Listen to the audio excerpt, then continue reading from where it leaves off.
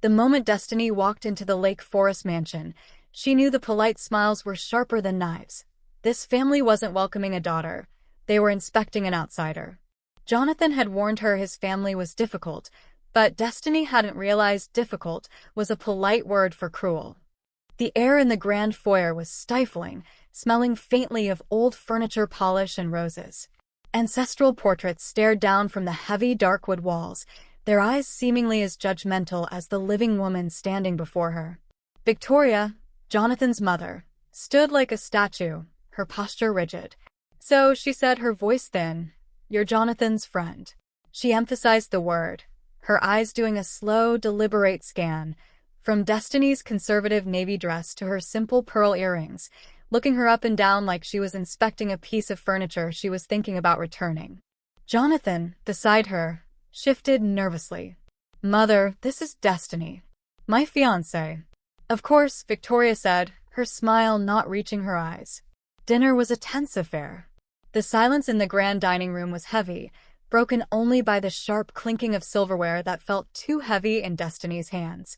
Amanda, Jonathan's younger sister, stared at Destiny with an open, arrogant curiosity, as if she were an exotic creature her brother had brought home for show. "And what is it you do, dear?" Victoria asked, cutting into her veal. Destiny explained her background, her voice steady. She spoke of her upbringing in Southside Chicago and the consulting firm she had built from the ground up. She mentioned modestly that she'd just signed a $2 million contract. Victoria nodded politely, taking a sip of wine. "That's nice, dear. Small businesses are so important to the economy," she said, deliberately diminishing the success Destiny had fought for. They talked about people Destiny had never met, places she had never been. When Amanda mentioned their upcoming trip to the Hamptons, Destiny admitted politely that she'd never had the chance to visit. Amanda actually laughed. "Oh, you must go sometime," she said, her tone dripping with false sweetness. "Though I suppose it's not really your scene." The implication hung in the air. You don't belong. Throughout it all, Destiny maintained her dignity, smiling and nodding politely, even as she felt the tiny knives of their words. Jonathan remained mostly silent, caught in the crossfire.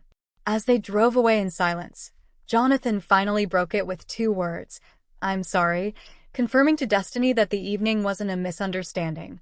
It was a declaration of war. If you're still watching and you felt that chill from Victoria and Amanda, please comment with the number 8 below to let me know you're here with Destiny. And if you haven't subscribed yet, I highly recommend you join the Black King family and turn on that bell so you don't miss any videos.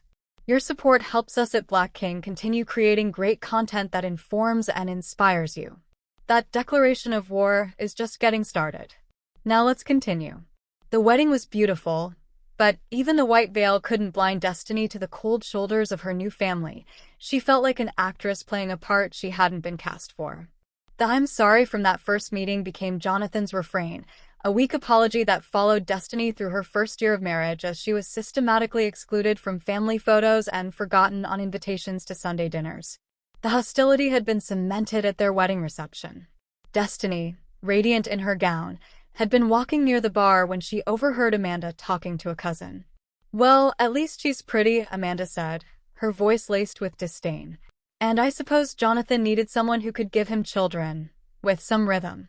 Destiny felt the racist implication like a physical slap, but it was her wedding day, so she swallowed her anger and pretended she hadn't heard. That moment set the tone for a Cold War. Victoria would call Jonathan for family dinners, conveniently forgetting to mention that Destiny was invited. Amanda would post photos of family gatherings on social media, gatherings Destiny hadn't known were happening. They talked around her, through her, but never to her. It was a masterclass in subtle humiliation. Destiny tried to build a bridge, but she was growing weary. She began to doubt herself. Maybe I am being too sensitive? She wondered. These were successful, educated people. Who was she to question them? The deepest cut, however, came from Jonathan.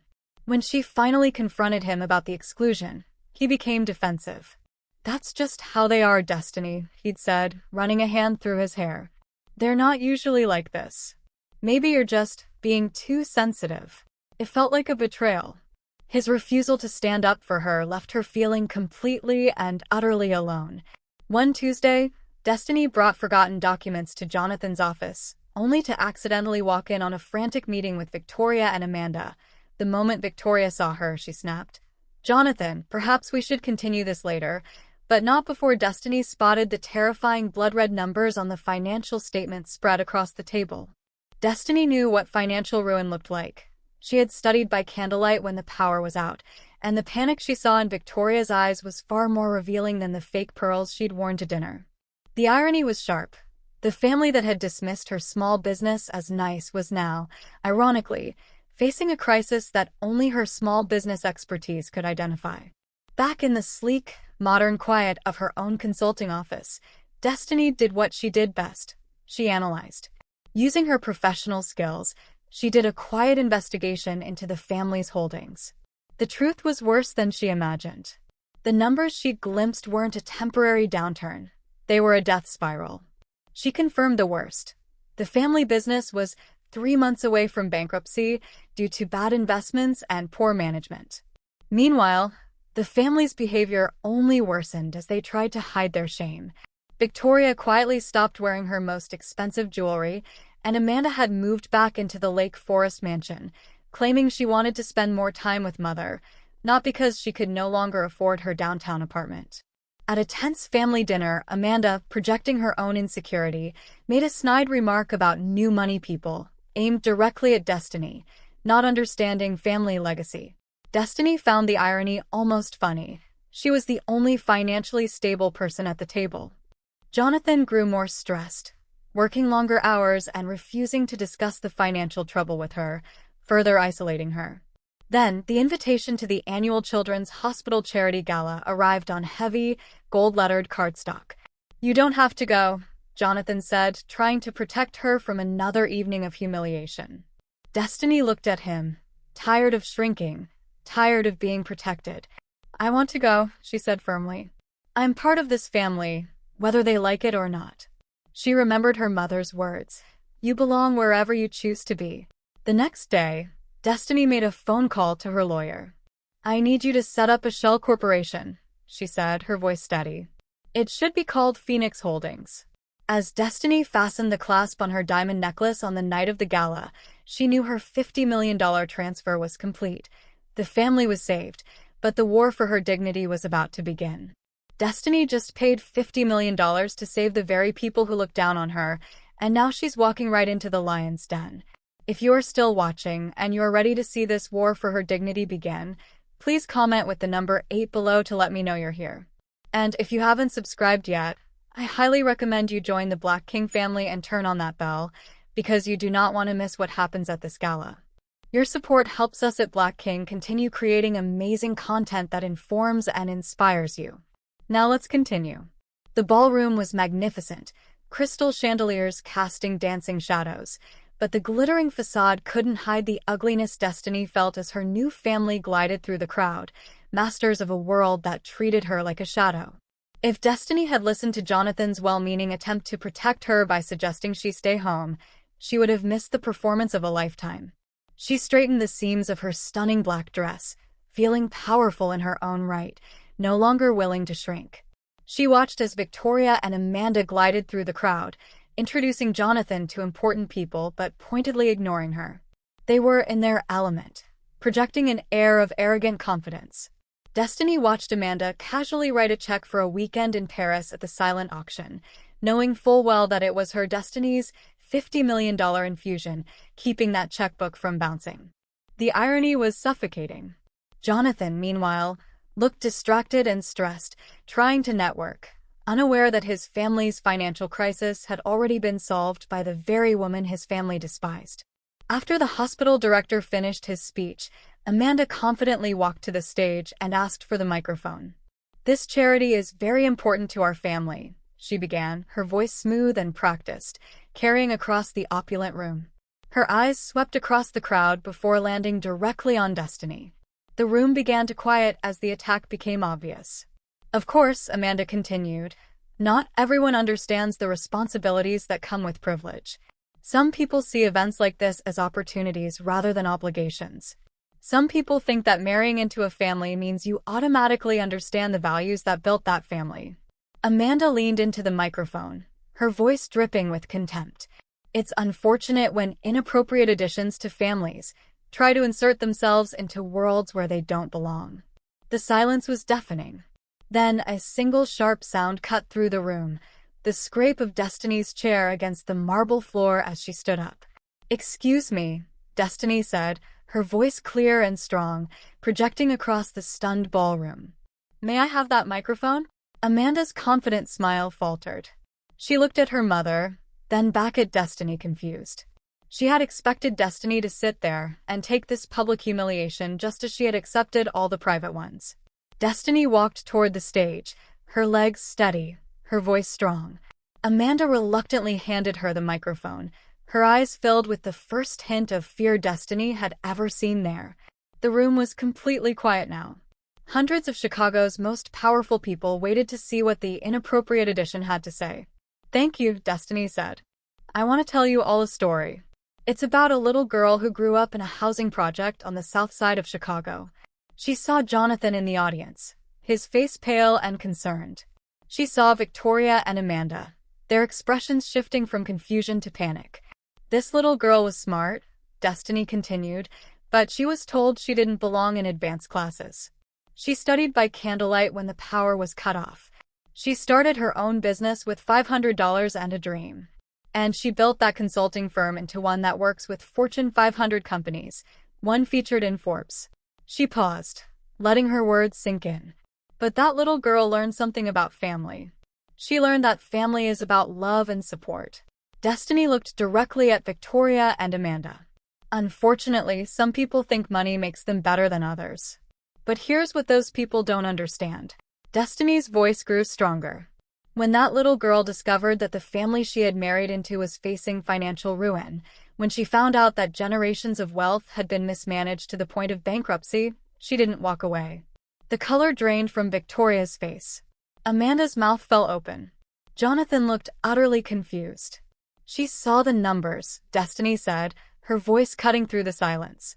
"The family business, 3 months away from complete financial collapse. The house in Lake Forest, mortgaged to the hilt. The family foundation, empty." A murmur went through the crowd.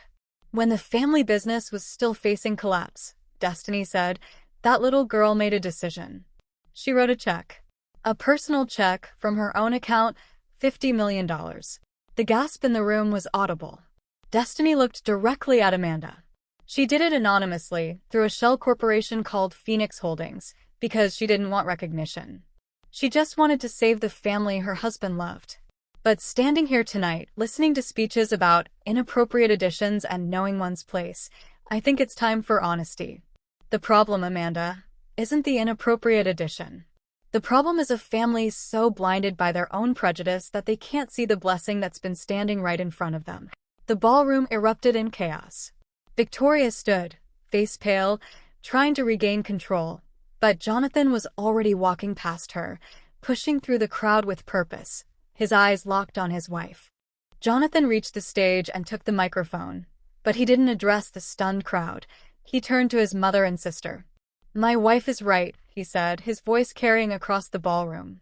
All the times he had failed to protect her, all the weak excuses, all dissolved in this one public moment of absolute loyalty.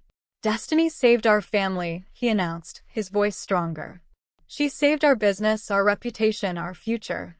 And she did it quietly, without asking for recognition. Instead of celebrating her, we've treated her like she's not good enough for us." He turned to Destiny, taking her hands, his voice loud enough for everyone to hear. "I'm sorry," he said. "I'm sorry I didn't protect you. I'm sorry I didn't stand up for you. I'm sorry I let them treat you like you didn't belong when you're the best thing that ever happened to this family." He looked back at his mother and sister. The days of subtle cruelty and public humiliation are over. The weeks that followed were transformative. Victoria and Amanda requested a private meeting. They came to Destiny's office, a neutral ground that was significantly her territory. They looked small and awkward on her modern sofa. "We owe you an apology," Victoria said, her voice softer than Destiny had ever heard it. "Our behavior has been inexcusable." Amanda nodded, looking at the floor. I was threatened by you, she admitted. You're everything I was raised to believe I was, but you actually earned it. You built something from nothing, and I inherited everything. I think part of me resented that. It wasn't a perfect apology, but it was honest. Destiny took a deep breath, letting their words settle. I don't need you to love me, she told them calmly. But I need you to respect me. I need you to treat me like I'm part of this family, because I am. Victoria nodded slowly. We'd like to try again, she said. We'd like to start over, if you're willing. Destiny agreed to try. It wouldn't be easy, but as she looked at her reflection in the glass of her office window, overlooking the city she had conquered, she finally recognized the woman her mother always knew she was. Not an inappropriate addition, but the strong, successful woman who belonged exactly where she chose to be. The silence in that grand ballroom wasn't just shock. It was the sound of deep-seated prejudice finally breaking. Destiny's story reminds us that true worth is never defined by a bank account, a last name, or the color of one's skin. Like a quiet light in a window, an act of kindness, even when undeserved, has the power to guide us through the darkest assumptions. When we set aside judgment, we open the door to true compassion. We hope this story of dignity and strength resonated with you, and if you believe in the power of stories that uplift and inspire, we warmly invite you to join the Black King community to hear more.